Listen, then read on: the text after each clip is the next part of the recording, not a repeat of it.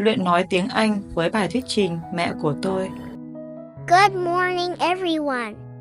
Today, I would like to talk about a very special person in my life, my mother. My mother is 32 years old, and she is an English teacher. She is not only the one who gave birth to me, but also my best friend. Every day, she works hard to teach her students, and still finds time to take care of our family. Even when she is tired, she always has a smile on her face and warm words to share.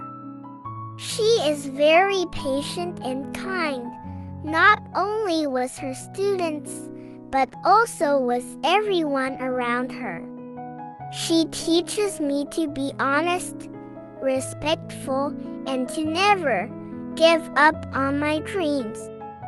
Whenever I have problems, she listens carefully and gives me the best advice. She inspires me not only with her words but also with the way she lives her life. I admire her strength, her intelligence, and her love for teaching and family. She has made many sacrifices just to give me a better life. Thanks to her, I understand how important it is to work hard and love what you do. I have learned the value of hard work, honesty, and love. I am so lucky and proud to be her child. My mother is my hero, my teacher, and my inspiration. Thank you for listening.